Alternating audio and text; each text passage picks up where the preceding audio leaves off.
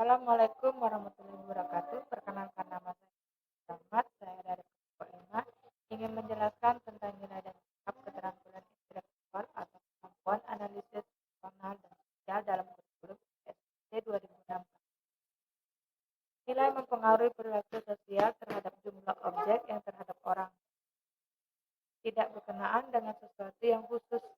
Nilai yang membedakan nilai dan sikap. Nilai yang dianut seseorang tercermin dari sikapnya. Nilai bersifat utuh, merupakan sistem di mana semua jenis nilai terpadu saling mempengaruhi dengan kekuatan sebagian satu kesatuan yang utuh. Menurut Notonogoro, nilai terbagi menjadi tiga, yaitu nilai material, yang kedua nilai vital, dan yang ketiga nilai parameter. Nilai material yaitu segala sesuatu yang berguna bagi unsur jasmani manusia. Sedangkan nilai vital yaitu segala sesuatu yang berguna bagi manusia untuk mengadakan kegiatan. Sedangkan nilai kerohanian yaitu segala sesuatu yang berguna bagi manusia. Penjelasan selanjutnya akan dijelaskan oleh Ibu Erni. Nilai kerohanian ada nilai kebenaran, nilai keindahan, dan nilai religius. Terus masalah sikap itu bisa disebabkan oleh latar belakang. Yang pertama ada kecenderungan perasaan, pemahaman, gagasan, rasa takut, perasaan terancam, terus keyakinan tentang suatu hal. Adapun menurut ahli lain bahwa sikap adalah kesiapan memperlakukan sesuatu objek, maka di dalam melakukan suatu objek itu diperlukan kesiapan baik dari ranah kognitif, efektif, dan kecenderungan bertindak. Perlu kita ketahui bahwa kesiapan itu sendiri biasanya berubah-ubah. Baiklah, saya Miss Naria akan melanjutkan pembahasan dari Ibu Erni yaitu mengenai sikap.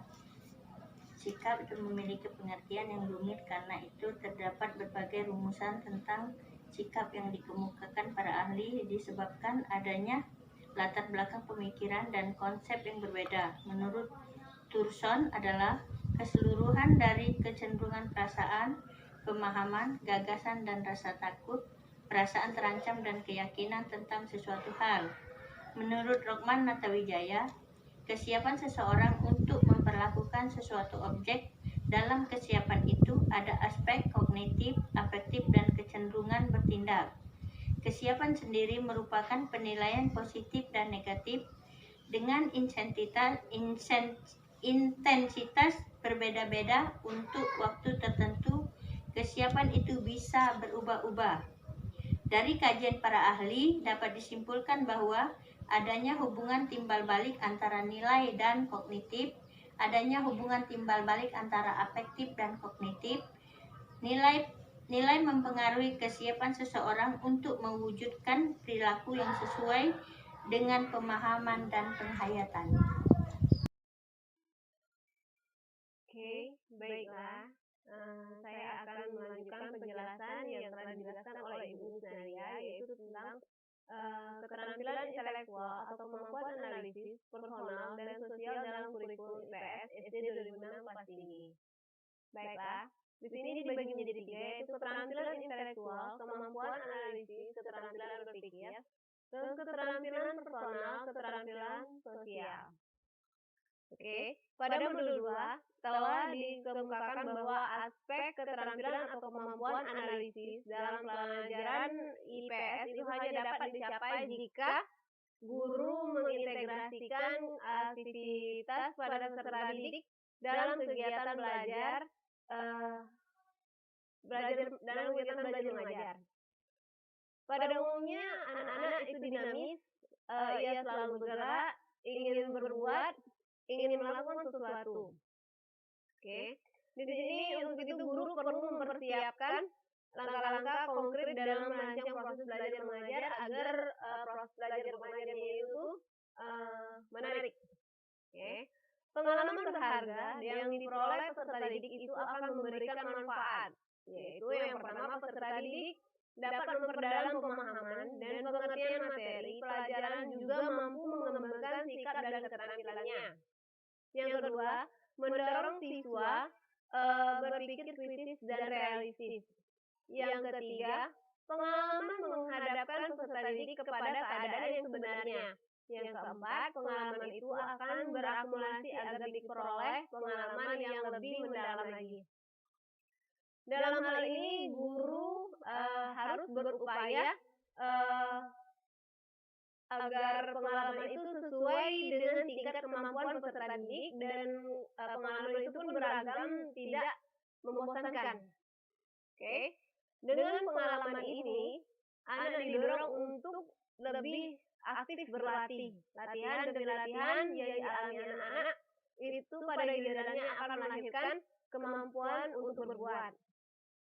Tujuan mengajarkan keterampilan itu sendiri yaitu agar peserta didik dapat mengerjakan sesuatu secara baik, disertai keahlian dan dapat melakukannya secara berulang-ulang. Ya. Peserta didik siap dan mampu mengerjakannya dengan baik kapan saja keterampilan itu diperlukan. Oke. Baiklah, yang pertama adalah keterampilan intelektual atau kemampuan analisis keterampilan berpikir. Yang pertama, sejumlah proses melukiskan, menyimpulkan, menganalisis informasi konseptual, generalisasi, membuat keputusan, membuat kesimpulan, menganalisis informasi, konseptualisasi, dan membuat generalisasi. Keterampilan kedua yaitu keterampilan personal. Berkenaan dengan keterampilan yang dibutuhkan oleh setiap siswa, khususnya dalam mempelajari IPS, dalam prosesnya antara lain, yaitu yang pertama membaca peta untuk mengenal berbagai permukaan bumi. Yang kedua, membuat DNA rumahnya sendiri. Yang ketiga, peta di RT dan RW, dan seterusnya. Yang keempat, mengenal waktu dan kronologi. Ya. Kematangan peserta didik tentang waktu dan kronologi adalah bertahap, kompleks, kumulatif, dan sekuensial. Yang penting, siswa dapat mengembangkan kemampuannya dan menerjemahkan konsep waktu dan mengerti bagaimana waktu lampau dan masa kini berhubungan. Keterampilan yang ketiga adalah keterampilan sosial. Manusia adalah makhluk sosial, tinggal dalam kelompok, belajar dengan kelompok, belajar dari yang lain dalam situasi kelompok, memiliki sifat kemanusiaannya di dalam hubungan dengan yang lainnya di dalam kelompok. Kelompok adalah kumpulan individu. Menurut Johnson & Johnson, kelompok itu adalah kumpulan perorangan dalam interaksi tatap muka. Setiap orang menyadari hubungan sendiri, menyadari sifat keanggotaannya, dan setiap orang mendapatkan kepuasan dalam partisipasi di dalam aktivitas yang berlangsung. Ada bermacam kelompok dalam masyarakat manusia. Kelompok agama memuaskan kepuasan spiritual dan menjawab masalah rumit dalam hidup, mati, dan keabadian. Oke. Kelompok lain memuaskan kebutuhan persahabatan dan status. Dalam masyarakat modern sangat diperlukan. Oke. Kebutuhan akan mengembangkan keterampilan berkelompok. Masyarakat manusia pada dasarnya adalah masyarakat demokratis. Mereka harus dapat berperan dengan sebaik-baiknya dalam masyarakat. Tahu bagaimana cara menggunakan pengaruhnya dalam masyarakat. Oke, yang kedua, peningkatan keterampilan kelompok atau sosial.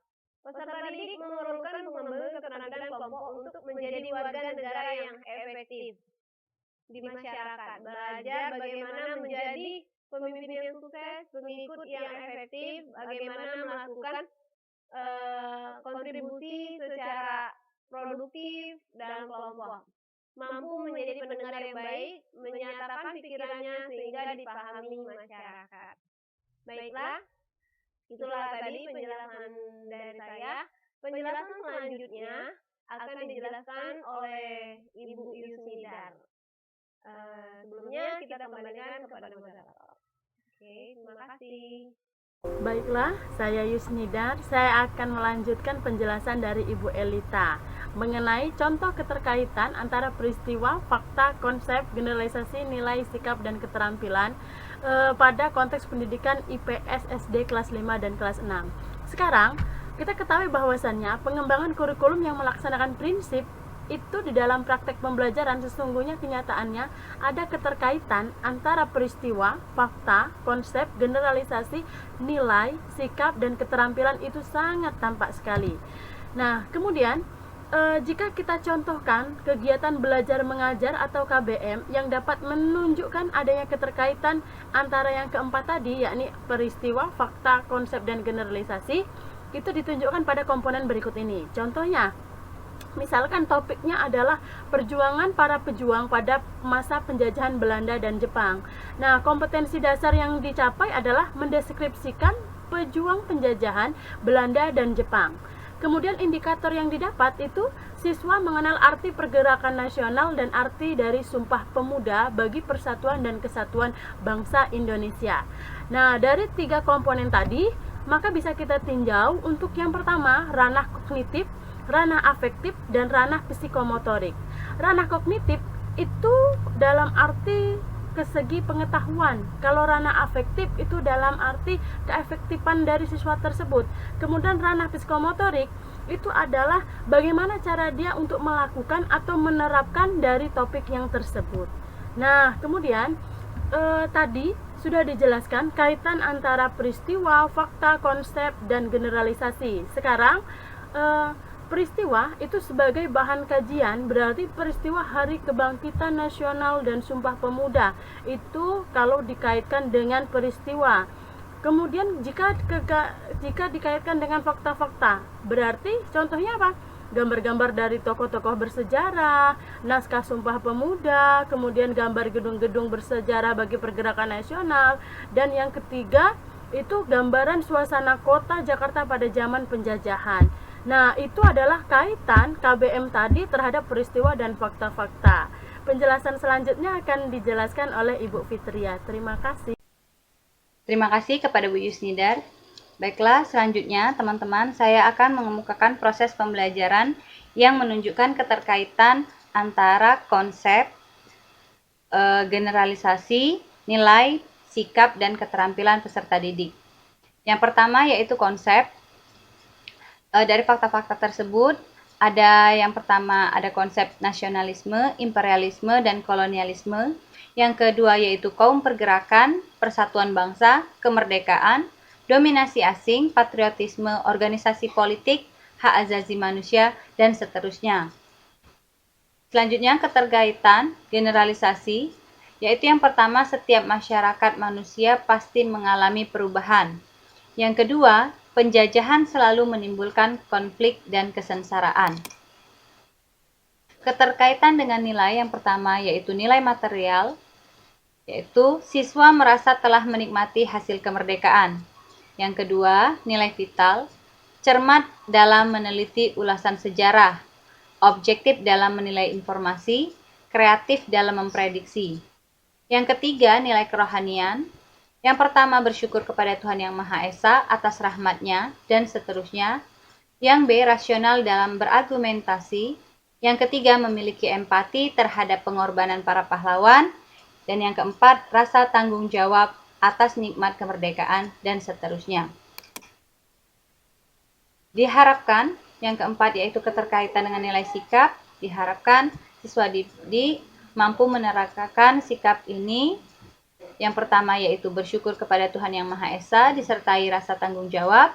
Yang kedua, tanggap terhadap perkembangan zaman. Yang ketiga, bersikap terbuka dan toleransi terhadap pendapat orang lain. Yang keempat, bangga sebagai bangsa Indonesia dan mencintai bangsa dan tanah airnya, dan seterusnya. Selanjutnya, keterkaitan dengan nilai keterampilan. Yang pertama yaitu keterampilan intelektual atau kemampuan analisis, yaitu untuk mengetahui keadaan yang sebenarnya.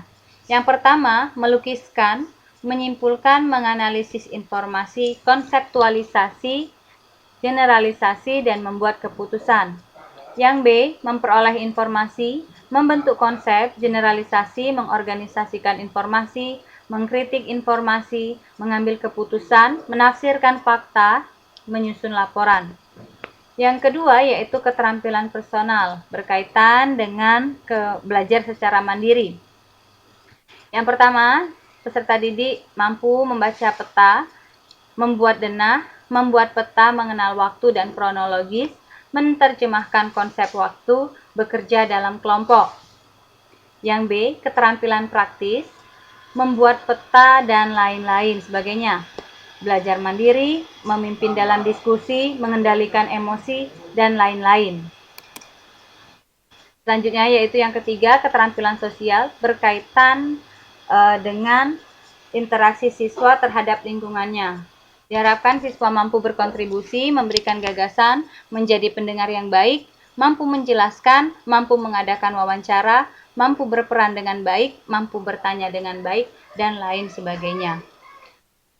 Baiklah, kami rasa itu penjelasan dari kelompok kami. Apabila ada kekurangan dan kesalahan, kami minta maaf. Kepada Allah kami mohon ampun. Kami akhiri. Wassalamualaikum warahmatullahi wabarakatuh.